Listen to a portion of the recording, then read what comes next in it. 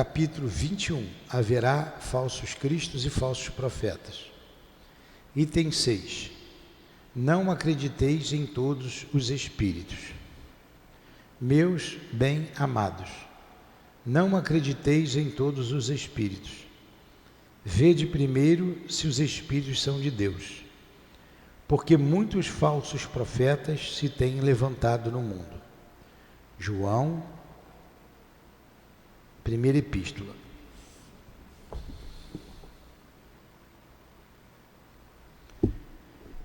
Jesus, mestre amado, querido, mais uma vez estudando a doutrina espírita em nossa casa de amor. Ajuda-nos, inspira-nos através dos teus enviados. Rogamos ao altivo, diretor da nossa casa, que seja em nome dele, em nome dos patronos deste estudo, o professor José Jorge, Camille Flammarion, em nome do amor que vibra nesta casa de amor, é que pedimos a devida permissão para iniciarmos os estudos da manhã de hoje em torno da Gênese. Que assim seja. Graças a Deus.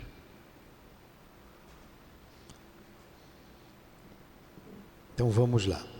Nós estamos estudando aqui o bem e o mal.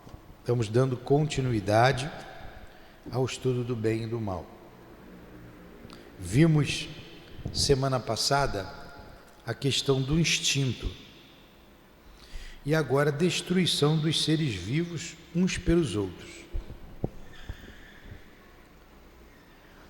Dentre as leis da natureza, a destruição recíproca dos seres vivos é uma das que, à primeira vista, menos parecem se conciliar com a bondade de Deus.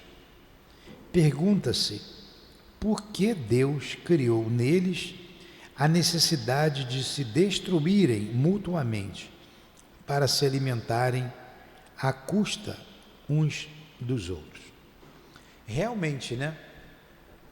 Quando a gente vê essas cenas de um animal se alimentando do outro, matando o outro, isso está no instinto deles, choca. Mas também nós matamos os animais para nos alimentar, não é? Nos alimentarmos. É porque já está...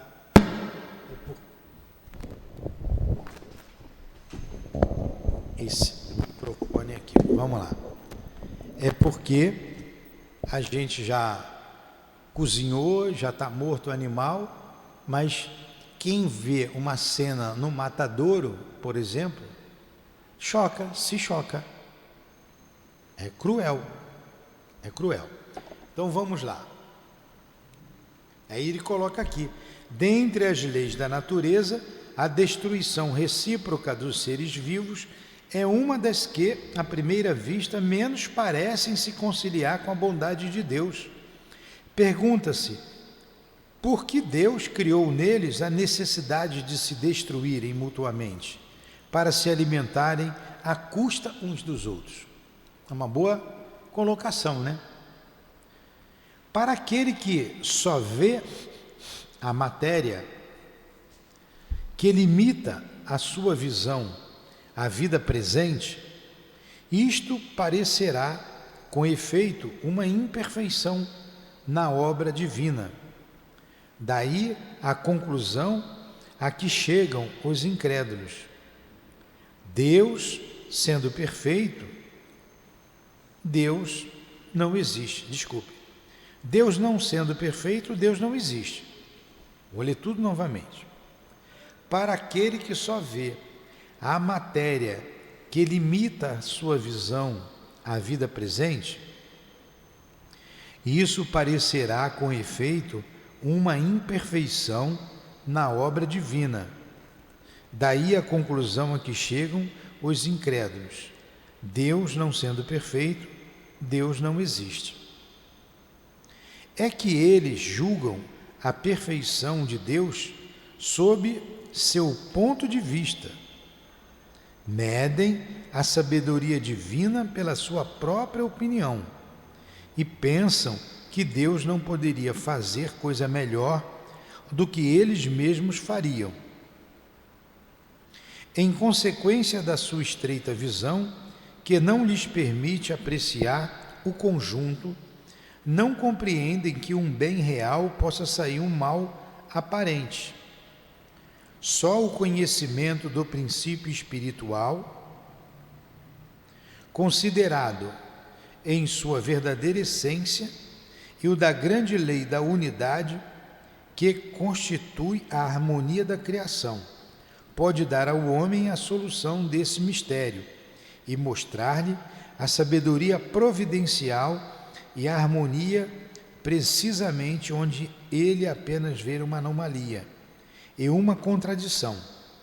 E essa verdade, como muitas outras, o homem só estará apto a conhecer profundamente quando seu espírito tiver chegado a um grau adequado de maturidade. Então vamos lá. Ali no animal está o princípio inteligente. O princípio inteligente, que ele se desenvolve. Ele está desenvolvendo a sua inteligência, a conservação da vida através do instinto de conservação. E também o equilíbrio. Há o equilíbrio. Eles não têm a inteligência que o homem tem. Mesmo com a inteligência do homem, a gente vê uma procriação, muitas vezes, né, grande demais. A mãe com 10, 12 filhos, hoje já tem, isso é bem menor, a quantidade de filhos que se tem. Nas comunidades mais carentes, a gente vê mães com 12 filhos, 10, é normal. Vê? É comum até. Normal não, é comum. E há todo um aparato para proteger a prole, há meios contraceptivos para se evitar uma família tão grande, enfim. Mas no meio dos animais isso não existe. Então, há necessidade da destruição para um equilíbrio, para que haja um equilíbrio. E apenas o corpo que se vai, apenas a matéria, o princípio inteligente, ele é sacado rapidamente daquele corpo. E novamente ele é colocado para nascer novamente. Renasce. Nasce e renasce. E assim prossegue um aprendizado para aquele princípio inteligente. Aí ele continua aqui.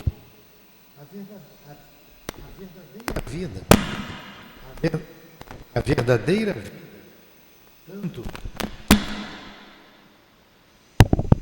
Eu vou pegar o outro microfone, o verde. A verdadeira vida, tanto do animal como do homem, não está no invólucro corporal, assim como não está no vestuário. Ela está no princípio inteligente que pré-existe e sobrevive ao corpo. Esse princípio tem necessidade do corpo para se desenvolver pelo trabalho que ele tem que realizar sobre a matéria bruta. O corpo se desgasta nesse trabalho, mas o espírito não. Ao contrário, sai dele cada vez mais forte, mais lúcido e mais capaz. Que importa então que o espírito troque mais ou menos frequentemente seu invólucro? Ele não é menos espírito por causa disso. É exatamente como se um homem mudasse de roupa 100 vezes por ano. Por essa razão, ele não deixaria de ser o mesmo homem. Pelo espetáculo incessante da destruição, Deus ensina aos homens o pouco caso que devem fazer do invólucro material e infunde nele a ideia da vida espiritual, fazendo que a desejem como uma compensação. Deus, dirá alguém, não podia chegar ao mesmo resultado por outros meios sem sujeitar os seres vivos a se destruírem? Bem ousado aquele que pretenda penetrar nos desígnios de Deus. Se tudo é sabedoria na sua obra, devemos supor que essa sabedoria não será maior em um ponto do que em outro. Se não o compreendemos, é devido à nossa falta de adiantamento. Contudo, podemos tentar encontrar a razão de tal fato, tomando por base este princípio. Deus deve ser infinitamente justo e sábio. Procuremos, portanto, em tudo sua justiça e sua sabedoria, e curvemo-nos diante do que ultrapassa o nosso entendimento. Uma primeira utilidade que se apresenta dessa destruição, sem dúvida, puramente física, é esta: os corpos orgânicos só se mantêm com a ajuda das matérias orgânicas. Só estas contêm os elementos nutritivos necessários à sua transformação. Como os corpos, instrumentos de ação para o princípio inteligente, têm necessidade de ser constantemente renovados, a providência faz com que sirvam à sua mútua manutenção. É por isso que os seres se alimentam uns dos outros. Então é o corpo que se alimenta do corpo. Mas o espírito não é destruído nem alterado. Ele apenas fica despojado do seu invólucro. Ele começa a dar uma explicação aqui. A carne alimenta a carne. Não é proibido você se alimentar de carne. Você se alimenta. Ali estão as proteínas. É a necessidade que a matéria tem de se desenvolver. É a necessidade. Deus criou assim. Então nós, na verdade, a morte, ninguém quer morrer por causa do instinto de conservação. Mas morrer não dói, a morte não dói. Você se afasta do corpo. Você se afasta. E o corpo, aquela carne, vai servir de alimento para outros seres. No caso do homem, que ainda nos alimentamos de carne, em mundos mais desenvolvidos, não tem mais esse tipo de alimento. Aqui ainda tem. A gente acha que é cruel. A gente vê lá a dor que o animal sente, né? Ele não quer morrer, ele tem um instinto de conservação. Mas faz parte da evolução humana, faz parte da evolução desses seres, faz parte da evolução aqui no planeta Terra. É assim. Vamos lá. Há, além disso, considerações morais de ordem mais elevada. A luta é necessária para o desenvolvimento do espírito. É na luta que ele exerce suas faculdades. Aquele que ataca para obter seu alimento e aquele que se defende para conservar a vida, usa de astúcia e de inteligência, aumentando por isso mesmo as suas forças intelectuais. Um dos dois sucumbe, mas efetivamente o que foi que o mais forte ou o mais habilidoso tirou do mais fraco? Sua vestimenta de carne, nada mais. O espírito que não morreu tomará outra mais tarde. Nos seres inferiores da criação, naqueles em que o senso moral não existe, em que a inteligência ainda não substituiu o instinto, a luta só pode ter por objetivo a satisfação de uma necessidade material. Ora, uma das necessidades materiais mais imperiosas é a da alimentação. Assim, eles lutam unicamente para viver, isto é, para conseguir ou defender uma presa, porque não poderiam ser estimulados para um objetivo mais elevado.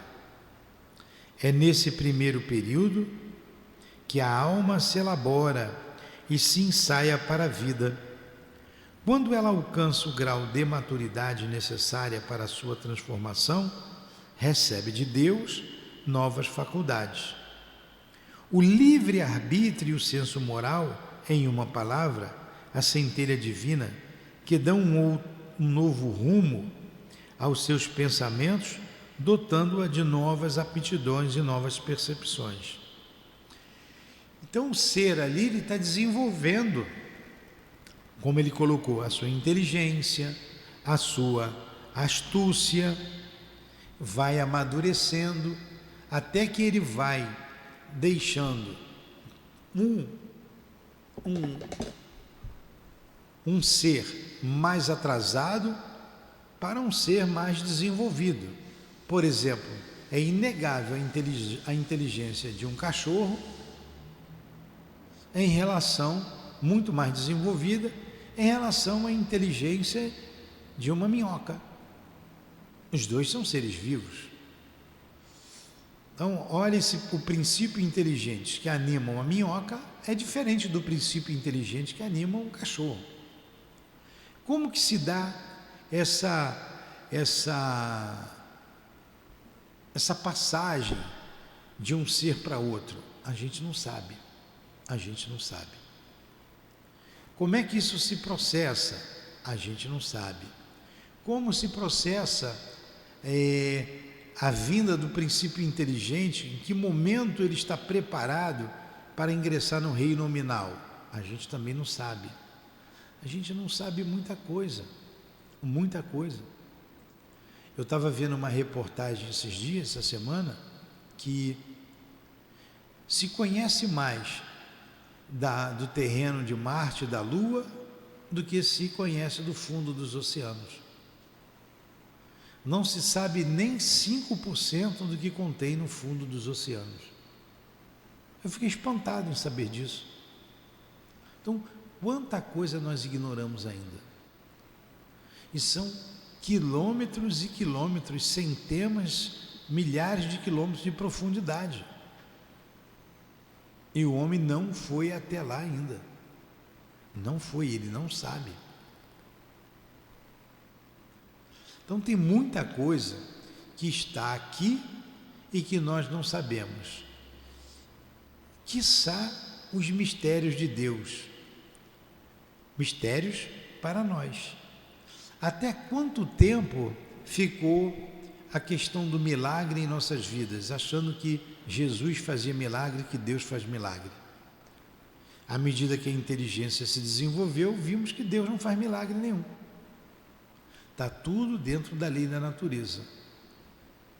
Então Kardec aqui está trazendo uma explicação o mais lógico possível para o nosso entendimento, porque a carne alimenta a carne.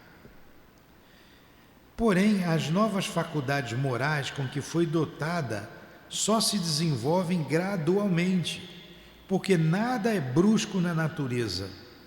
Há um período de transição no qual o homem muito pouco se diferencia do bruto. Nas primeiras idades, o instinto animal domina e a luta ainda tem por objetivo a satisfação das necessidades materiais. O homem não é assim quando primitivo? Olha a diferença do homem primitivo.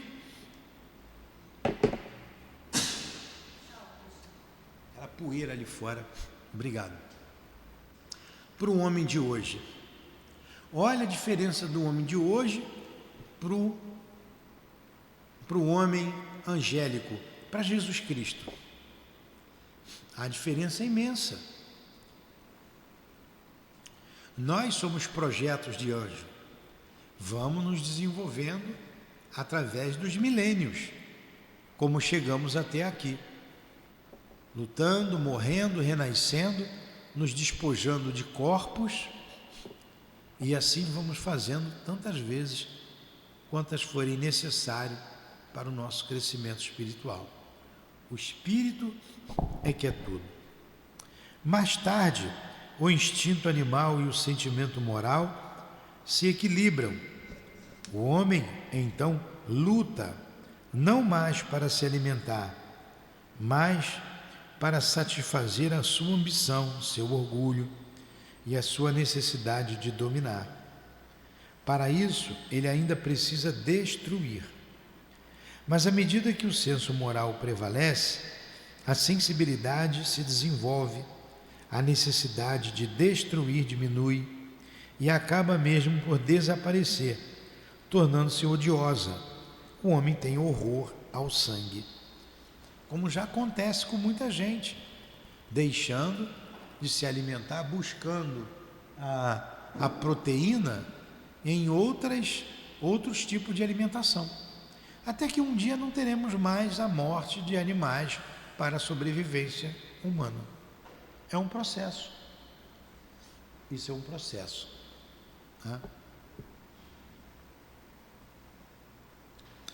Entretanto, a luta é sempre necessária ao desenvolvimento do espírito, porque mesmo chegado a esse ponto que nos parece culminante, ele está longe de ser perfeito. Só à custa de sua atividade é que ele adquire conhecimento, experiência e se despoja dos últimos vestígios da animalidade. Mas então, a luta dessangrenta e brutal que era, torna-se puramente intelectual.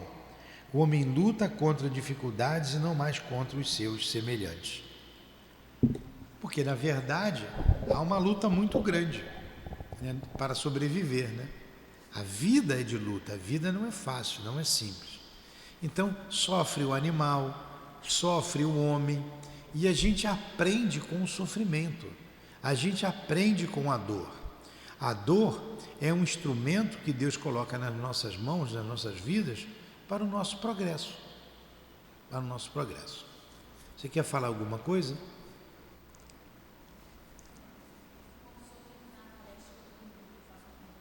Tá bom. Tá. Então vamos lá. Mais 15 minutos de estudo. É o capítulo 4.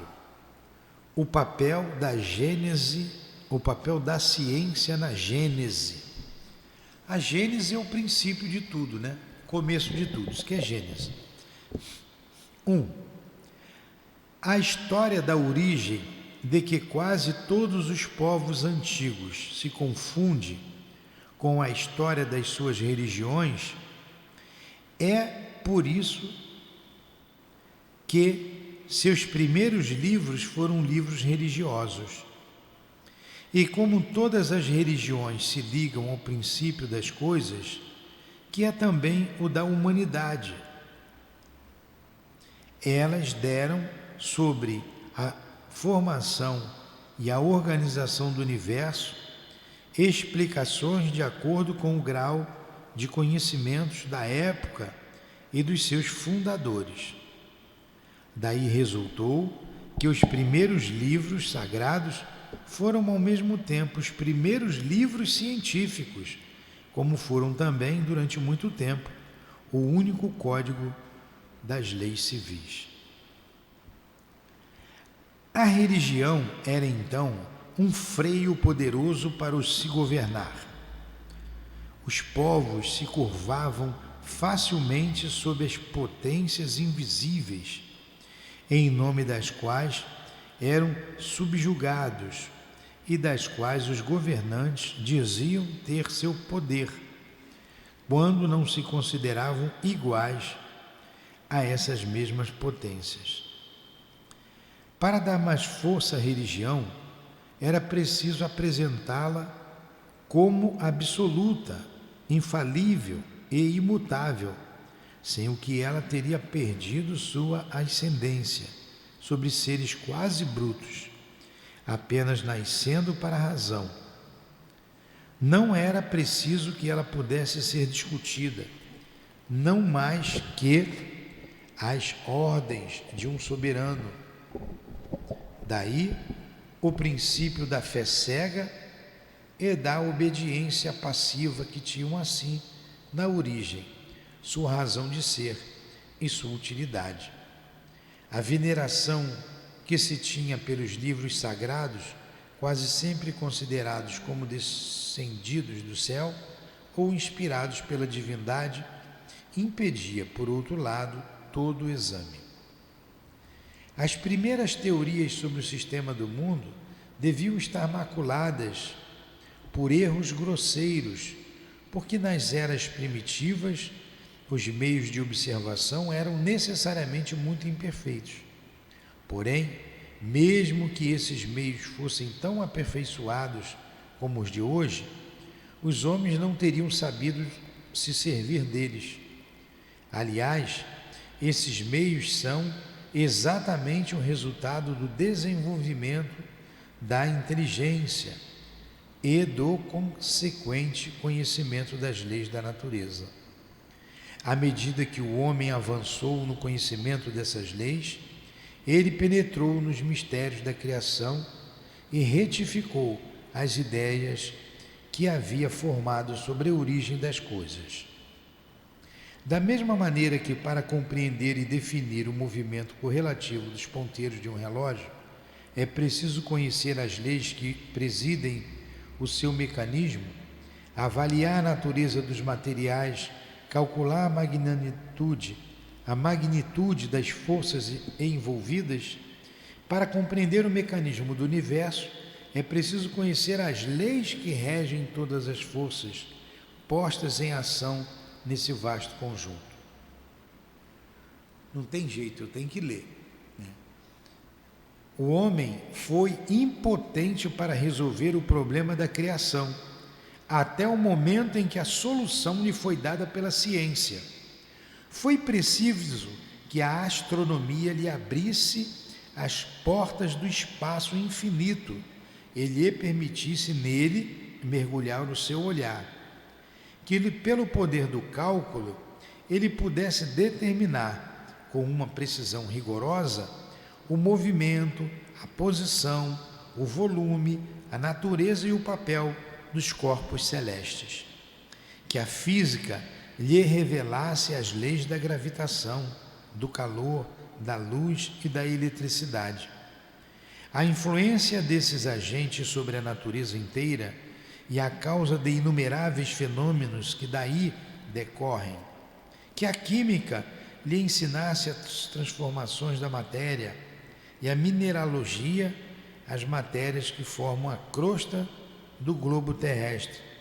Que a geologia lhe ensinasse a ler, nas camadas terrestres, a formação gradual desse mesmo globo. A botânica, a zoologia, a paleontologia, a antropologia deviam iniciá-lo na filiação e na sucessão dos seres organizados. Com a arqueologia, ele pôde seguir os vestígios da humanidade através dos tempos. Enfim, todas as ciências, completando-se umas às outras, deviam fornecer a sua contribuição indispensável para o conhecimento da história do mundo.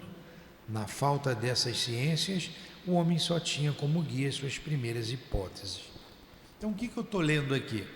Que as ciências foram sendo criadas à medida que o homem foi desenvolvendo a sua inteligência e para saber a gênese, o princípio de tudo, o princípio da humanidade, como é que o mundo foi criado, como nós aparecemos na Terra, quando foi que aparecemos aqui no planeta. E o homem estuda tudo isso, através da arqueologia, da antropologia, da geologia, da química, da biologia, da física, enfim. A gente vem pesquisando, o homem ainda não sabe. Ele tem ideias. E assim, isso é importante para a gente ver o nosso futuro. E assim o homem vem estudando, se debruçando através dessas ciências para saber a nossa origem e hoje a gente ter uma condição melhor de vida. Mais um pouquinho. Assim, antes que o homem possuísse esses elementos de avaliação, todos os comentadores da Gênese, cujo raciocínio era limitado por impossibilidades materiais, giraram em torno de um mesmo círculo, de onde não conseguiram sair. Isso só foi possível quando a ciência abriu o caminho, fazendo uma brecha no velho edifício das crenças. Então tudo mudou de aspecto. Uma vez que o fio condutor foi encontrado, as dificuldades imediatamente foram resolvidas. No lugar de uma gênese imaginária, surgiu uma gênese positiva, de certo modo experimental. O campo do universo se dilatou ao infinito.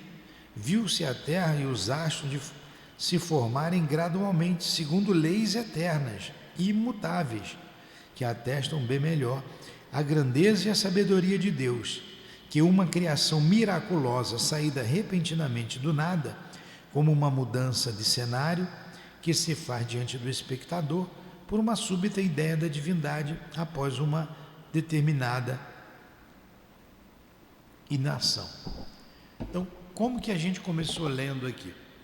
Que a religião sempre teve os livros religiosos misturados com o homem, com a evolução humana, porque eles vêm contando da maneira deles, é o início de tudo. Por exemplo, então a gente pega a Bíblia, pega o primeiro livro da Bíblia.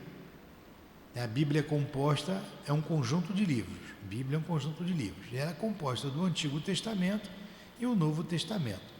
O Antigo Testamento, na verdade, ele conta a história do povo hebreu. Ali está a história do povo hebreu. Os profetas, toda a história deles. Da lei de Deus consta ali os 10 mandamentos, que Jesus vem ratificar. Ele diz: eu não vim destruir a lei, mas cumprir. Que lei é essa? A lei contida nos 10 mandamentos: não matar, enfim, não roubar, os 10 mandamentos. E nesse livro, nesse conjunto de livros, o primeiro livro da Bíblia é a Gênese, que conta a história da criação. E como está lá? Está escrito que Deus criou o mundo em 7 dias. Primeiro ele criou o firmamento, depois criou as águas, separou as águas, criou os animais e vem criando até no último dia, no penúltimo dia ele criou o homem e no último ele descansou. Ele criou pela sua vontade. Em 6 dias ele criou a terra. Ora, através da ciência a gente viu que a terra não pode ter sido criada em 6 dias. Ela não foi. E seria tolo aquele que hoje acreditasse que a terra foi criada em 6 dias ou 7 dias. E não. São períodos. Se você compreender, como ele vai mostrar ali um quadro, que cada período, cada dia corresponde a um período de milhões de anos, aí sim você compreende até mesmo a chegada do homem, bem recentemente, que foi o último período. Acreditava-se naquela época que a Terra era o centro do universo, que tudo girava em torno da Terra. E isso é recente, essa descoberta de que a Terra não é o centro do universo, que a Terra também gira. Tudo se movimenta, os planetas se movimentam, e a religião teve que se enquadrar nas descobertas da ciência. Como Kardec coloca lá na frente, principalmente no livro Obras Póstumas, se a ciência comprovar que alguma ideia espírita esteja errada, abandona a ideia e fica com a ciência. Como que eu vou ignorar a movimentação dos astros hoje? Como eu vou ignorar que a Terra gira em torno do Sol, que tudo no universo é força e movimento? Não tem mais como ignorar. Então fico para trás. Eu não posso passar mais essas ideias. mas já fez parte da ideia religiosa do homem, já fez parte. Então, a gente vai descobrindo paulatinamente, não que eles estivessem errados, porém, havia alguns erros, porém essa questão da descoberta dos períodos geológicos é uma maneira que eles tiveram de mostrar a criação do mundo. Por exemplo, tem-se a ideia da criação de Adão e Eva. O homem começou do Adão. Foi da costela do Adão que se criou a mulher, a Eva. Então Adão não é o primeiro homem no mundo, não foi. Foram expulsos do paraíso, tiveram 2 filhos, um matou o outro, foi o primeiro crime na face da terra, Caim matando Abel. Mas quando você entende que os mundos são solidários e que seres vieram de outros mundos para o planeta Terra, criminosos em seus planetas, você entende toda a criação, que foram expulsos de um paraíso, porque o mundo onde eles estavam era muito mais adiantado do que a terra primitiva. Eles lamentaram um paraíso perdido, por culpa deles mesmos, desses espíritos. Aí você entende essa figura, que é uma linguagem figurada, de Adão e Eva. Há quanto tempo isso demorou, né? Quantos milênios para a gente compreender isso? Está entendendo?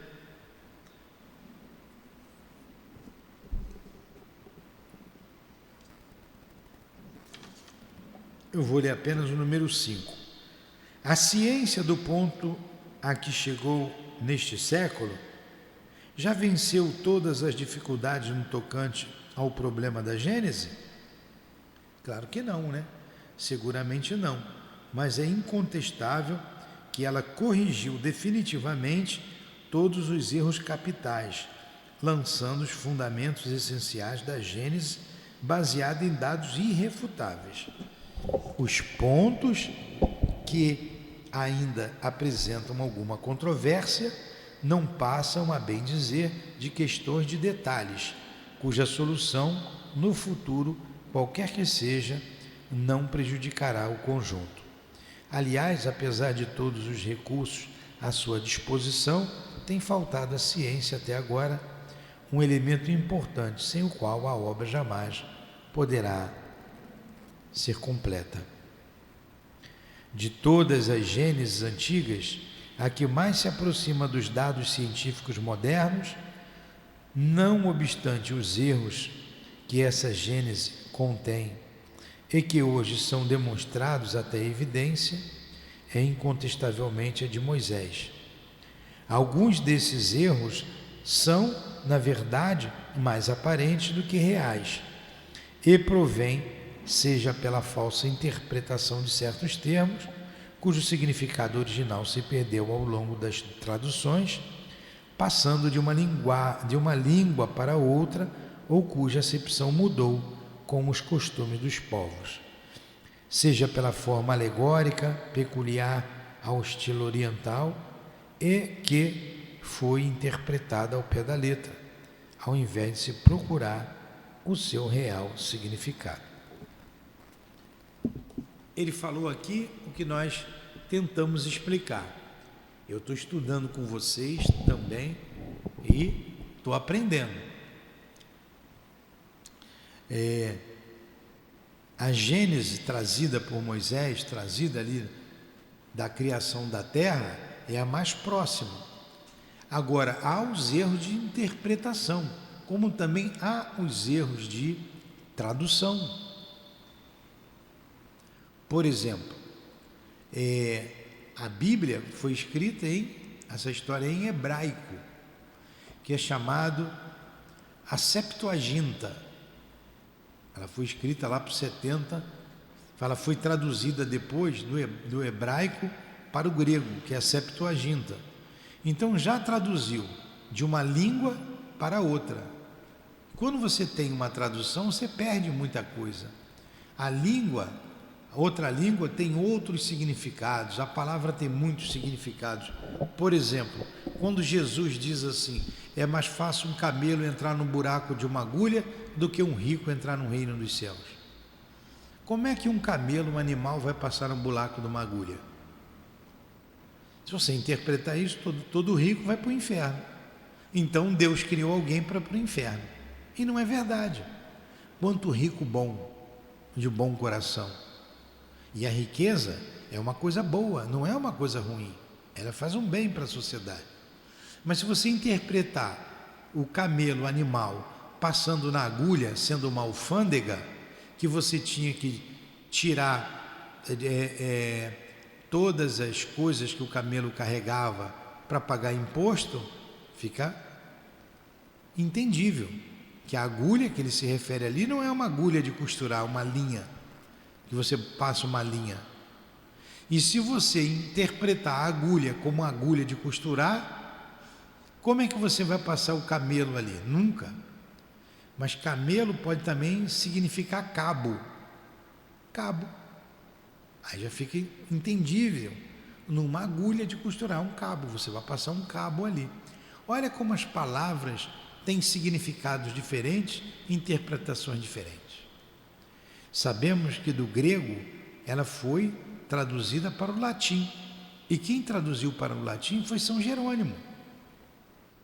Católico, padre católico. Então, do hebraico para o grego, do grego para o latim, muita coisa se perde. Interesses são colocados, interpolações. E do latim para as diversas línguas, mais modificações ainda. Então, aqui em português, são dezenas de traduções. Tem aí as edições paulinas, que são católicas, tem várias traduções protestantes. Então mudam-se as palavras, muda-se o sentido e você vai perdendo muita coisa. A essência está ali, a essência, mas muita coisa se perdeu. Então a gente tem que ter consciência disso e não interpretar ao pé da letra o que está escrito ali. Então, da mesma forma, lá na frente ele vai dizer que os períodos que é colocado no livro A Gênese como a criação da Terra em 7 dias, não significa período de dia de 24 horas, e sim de alguns milhares de anos, tá? Vamos parar por aqui, vamos fazer a nossa prece, semana que vem a gente continua.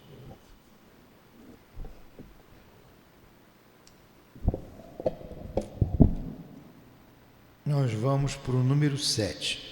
Paramos no número 7. Quer perguntar alguma coisa?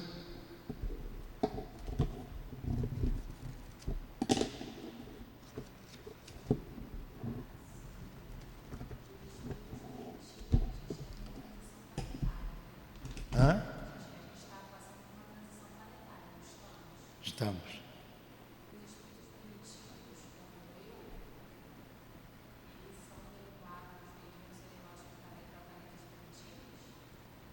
Podem, não como você, não. Espíritos, nós estamos numa transição planetária, sim.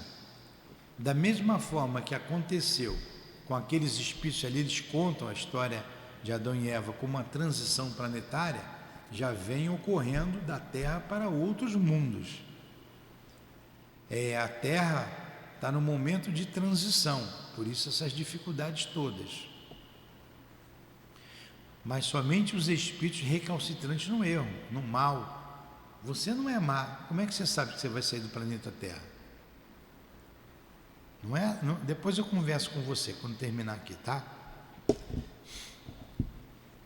Mestre Jesus, muito obrigado pelo apoio, pelo carinho.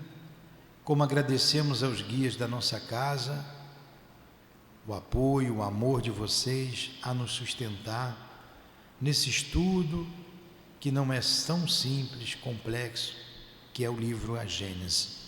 Obrigado ao professor José Jorge, obrigado ao Camille Flammarion, obrigado ao Altivo e a todos vocês que têm nos sustentado aqui nesse estudo. nesta casa de amor. Em nome de vocês, amigos queridos, em nome da direção espiritual do SEAP, do Altivo, em nome do amor que vibra nesta casa, do nosso amor, Lourdinha, do teu amor, Jesus, e do amor de Deus, nosso Pai, acima de tudo, damos por encerrado os estudos da manhã de hoje em torno do livro A Gênese. Que assim seja.